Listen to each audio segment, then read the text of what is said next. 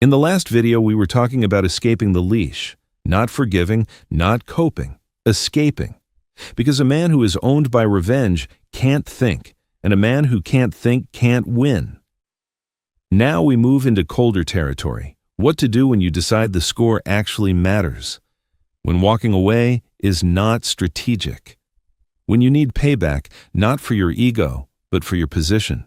This isn't about rage, it's about advantages. There is a way to take revenge without losing yourself. History rewards the men who understand it. The rest become cautionary tales. Welcome back. We are back with another one. Make sure you hit that like for the algorithm, subscribe to the channel, and comment below. All right, let's get into it.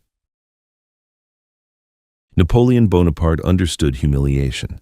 He was mocked for his accent, for his origins, for not fitting the shape of the room. Men with smoother tongues tried to keep him small because small men need other men to stay smaller. Napoleon didn't spend his prime trying to get even with every petty enemy. He got dangerous. He read. He studied.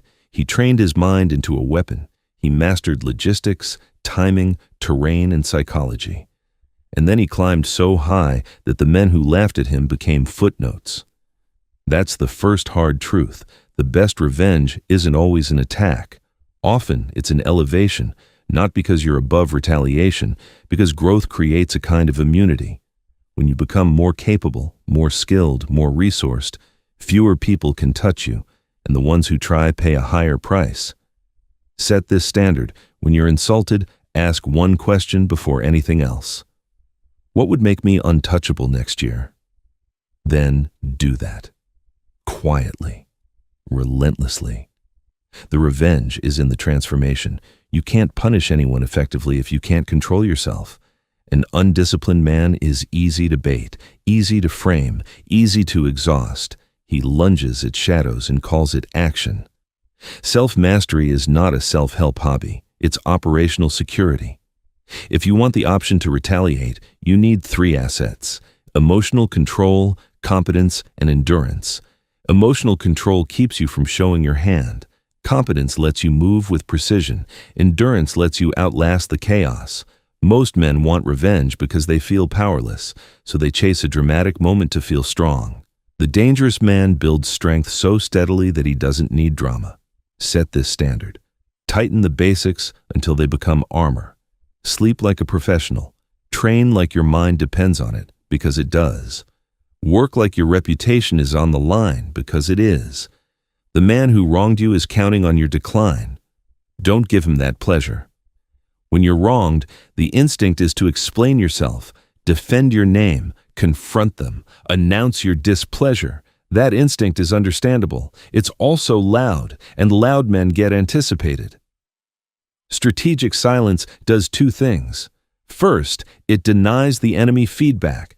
They don't know if you're hurt, angry, scared, or planning. Second, it forces them to imagine possibilities. The human mind fears the unseen more than the seen. Uncertainty breeds paranoia. Paranoia makes people make mistakes. Silence is not weakness. Silence is fog on the battlefield. Set this standard. If you intend to act, stop talking. No vague threats, no cryptic posts, no just wait. That is ego performing. If someone asks, you keep it simple. Noted. Then you return to your life. Let them wonder what you're building. Immediate retaliation is for men who can't tolerate discomfort. It announces your emotional dependency.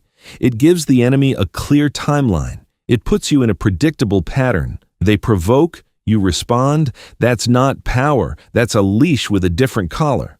Delayed action does the opposite. It lets the enemy relax. It lets them commit further errors. It lets you gather information without being blinded by heat. Time gives you distance, and distance gives you accuracy. In war, the best strike is not the one that feels good. It's the one that lands when the enemy is most exposed.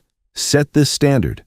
If payback is necessary, turn it into a long game. Observe patterns. Identify their dependencies. What do they need to maintain their image? Who do they rely on? Where are they vulnerable without even knowing it? You don't need to be cruel. You need to be precise. The amateur wants direct conflict. He wants to win a fight. The strategist wants an outcome without exposure. One of the cleanest forms of revenge is to stop making it personal and start making it structural. You don't need to scream, you don't need to smear. You simply move in ways that remove their advantages. You withdraw access, you document, you escalate through proper channels when appropriate. You align with people who already have leverage without turning it into a gossip circle. You let policies, contracts, and reputational gravity do the work. This is where men get confused. They think revenge must look like rage. Often the best revenge looks like administration. And that's why it works. Set this standard. Never be the most emotional person in the conflict. Be the most prepared. Keep records. Speak once, clearly. If you need to act through the most credible route available, the one that leaves you clean and then cornered. Sometimes the enemy doesn't deserve a fight. He deserves discomfort. A man who wrongs you usually survives because he believes you're either too weak to respond or too reckless to respond effectively. Your job is to remove both assumptions. You do that with controlled pressure, not public tantrums, not petty pokes. Controlled pressure, boundaries enforced, access revoked, opportunities quietly redirected away from them, your presence becoming costly. And if you must speak, you speak with surgical calm. No insults, no theatrics. You state the truth, the consequence, and the next step. People fear calm certainty more than volume because calm certainty signals preparation. Set this standard. Never try to convince the enemy, influence the environment, move the incentives. A man will ignore your anger. He won't ignore losing advantages. Half revenge is the most expensive mistake. If you strike and leave them breathing with motive, you've created a permanent enemy. A wounded ego becomes a long-term threat. It doesn't move rationally. It moves compulsively. That's dangerous. So you have to decide. Either you walk away completely, no more emotional contact, no more checking, no more explanation. Or, if the situation truly requires force, you make it final. You end the game. This isn't about cruelty. It's about ending cycles. Dragging conflict across months and years is how men waste their lives. Set this standard. Before any serious retaliation, define the finish line. What does done look like? What outcome ends their ability to interfere? If you cannot answer that clearly, you are not planning revenge. You are planning entertainment for your ego.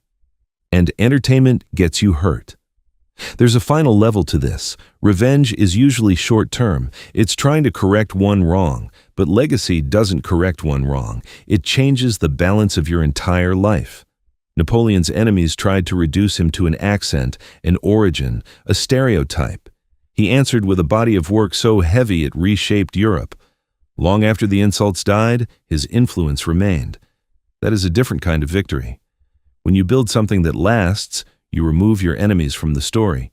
They become interruptions on the way to the main mission, not the main characters. That's the highest form of revenge, not watching them fall, but watching your life rise so far that their actions no longer matter. Set this standard. Build in ways that compound, skills that stack, relationships with real loyalty, money with discipline, a name that becomes difficult to attack because your conduct is consistent and your output is undeniable. In the end, the man who wronged you is just a test of whether you can stay sovereign. And here's the closing rule. If you must retaliate, do it cold, timed, clean, and final. If you don't need to retaliate, don't. Either way, you do not donate your life to the event, because the ultimate victory isn't revenge, it's freedom. Once again, I appreciate you for sticking to the end. Make sure you hit that like for the algorithm. Subscribe to the channel. I'll catch you on the next one.